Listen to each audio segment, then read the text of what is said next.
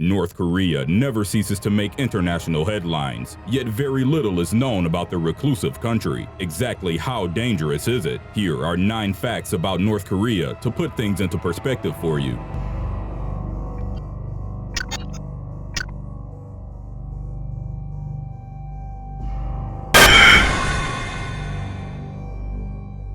Today's video was requested by Cut for Comedy. If you have any other topics you'd like to learn about, subscribe and let us know in the comment section below. Number 9. Kim Jong-un's executions. Perhaps one of the scariest things about the hermit country is the fact that it is ruled by an unpredictable young dictator. Now in his early 30s, Kim Jong-un has shown that he is every bit as ruthless as his father and grandfather who ruled before him. Not only has he continued inflicting a harsh oppressive rule towards North Korean people, Kim is also not above putting his own family members to death should they fall out of favor with him. In 2013, Kim accused his 67-year-old uncle and advisor, Jang Song-taek, of plotting against the North Korean government. Jang was stripped of his post, tried by a special military tribunal, and abruptly executed. This followed with a purge that extended to Jang's family members and supporters, including an official who was burnt alive with a flamethrower. More recently, in February 2017, Kim Jong-un's half-brother, Kim Jong-nam, was killed in an airport in Malaysia by suspected North Korean assassins. According to South Korean intel, Kim also had once executed his defense chief with an anti-aircraft gun because the man dozed off during a meeting. Kim Jong-un, who was educated in the West, is rather insane when it comes to removing perceived threats against his rule. Since he came to power, the number of mass public executions has risen, and nuclear threats towards the West have also increased. Number 8. Kidnapping of a South Korean film director. Shin Sang-ok was an extremely prolific South Korean film producer and director who earned the nickname Prince of Korean Cinema. In 1978, his actress wife disappeared while traveling to Hong Kong, and Shin went there to investigate. There, Shin was kidnapped by North Korean agents and soon found out that his wife had shared a similar fate. They were transported to North Korea and forced to make North Korean films by Kim Jong-il, who wanted to establish the country's film industry. Originally, Shin was given comfortable accommodations, but was then placed in a prison for a few years after 2 failed escape attempts. Shin and his wife were held captive for nearly a decade and made 7 films during that time period. The last and most famous of these was Pogasari, a North Korean ripoff of Godzilla. The couple was finally able to escape while attending a film festival in Vienna by seeking asylum from the US Embassy. They moved to the US, where Shin became involved in making the Three Ninjas film series. To this day, North Korean leaders deny having kidnapped the couple, insisting that they defected to the country willingly and that they were kidnapped by Americans while in Vienna. Number 7. Camp 22.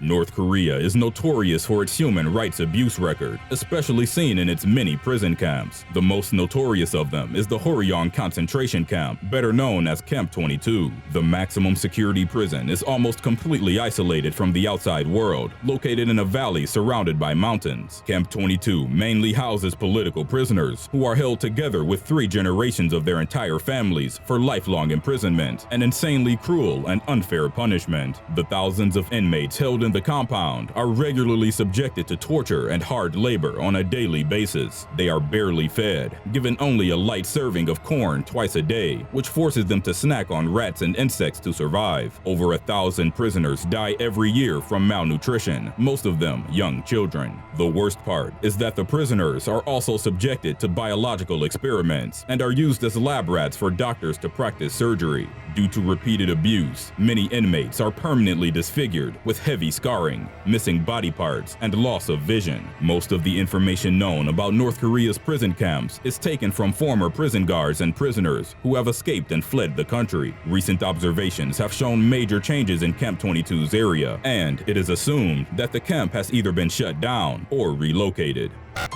Number 6. Kijangdong Town.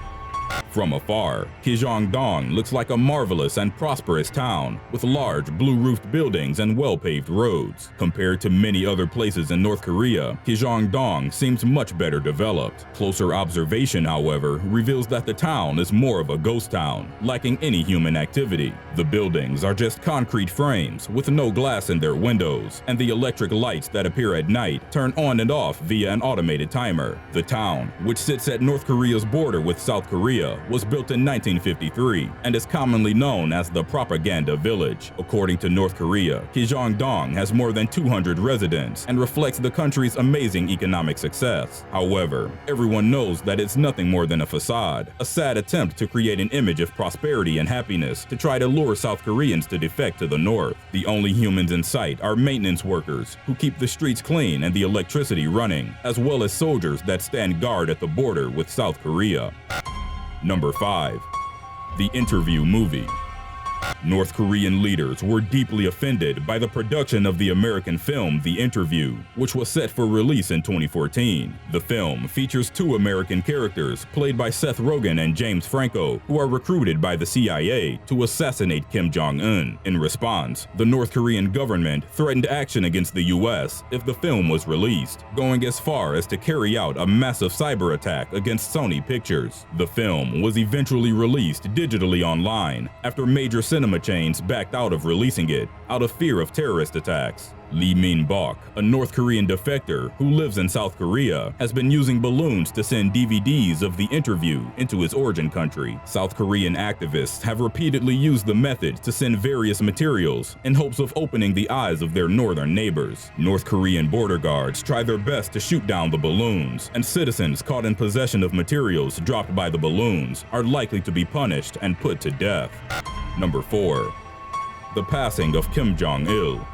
In 2012, the entire country was devastated when their supreme leader, Kim Jong-il, who had been ruling for over 17 years, passed away. Everyone, from children to the elderly, from village farmers to high-ranking government officials, cried after news of the death was announced. The state-controlled news agency claimed that many strange natural phenomena occurred that day, such as sudden changes in the weather and temperature, and the appearance of a red-crowned crane that flew around Jong-il's statue. A state of mourning was declared that was to last for 100 days, and there were severe consequences for those who refused to participate. Those who didn't shed a tear or appeared to not be sad enough during those days were sentenced to months of imprisonment in labor camps. Kim Jong-il's body was embalmed and placed in a glass coffin in Pyongyang's Kumsusan Palace. The body is open to tourists who must follow strict protocols when visiting the site. Similarly, many other bodies of deceased communist dictators have underwent preservation and are displayed publicly, like the Soviet leader Lenin, China's Mao Zedong, and Vietnam's Ho Chi Minh.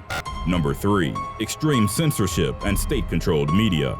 All forms of media in North Korea are fully controlled and censored by the government. This includes radio, television, newspapers, and books, which are all used for propaganda. Every single TV and radio must be checked and registered with authorities to make sure that they are incapable of receiving any outside transmission. Currently, there are only 3 TV channels available, and other than a closed domestic network, the internet is not available. Although the majority of the North Korean people struggle through poverty, nothing is ever mentioned about their hardships, and state media acts as if they are the most prosperous nation on the planet. They are only allowed to glorify their leader and talk about how great their nation is. The biographies of North Korean leaders are filled with ridiculous stories of them having supernatural births, being geniuses who excelled at everything they tried, had superpowers, and didn't even have to poop. The people are also told that their state scientists have found cures for everything, including AIDS and short stature. Number 2. The ongoing Korean War.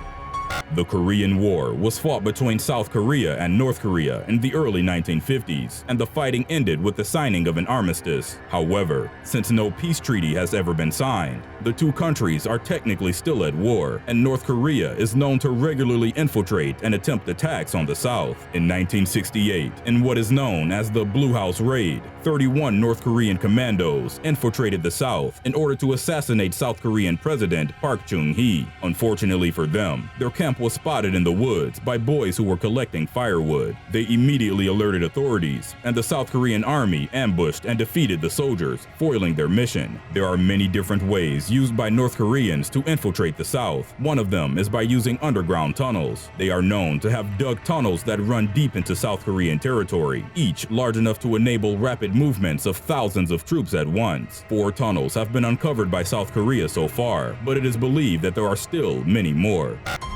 Number 1. Nuclear weapons.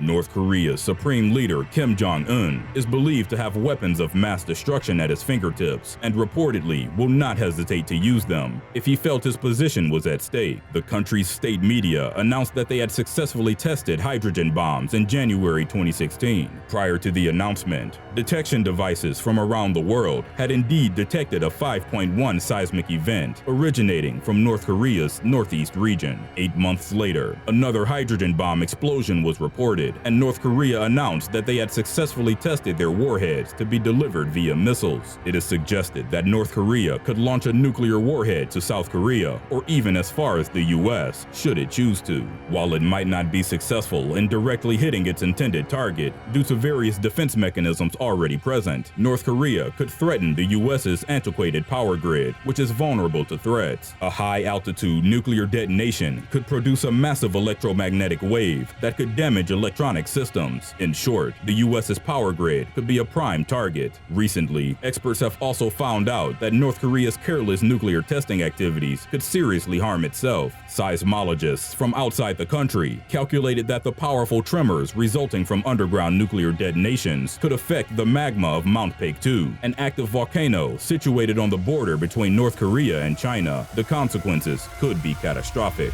In 2006, United States authorities seized over 20 tons of pseudoephedrine, an over-the-counter cold medicine used in cooking meth. It led to a year-long investigation that traced the substance all the way to Mexico City.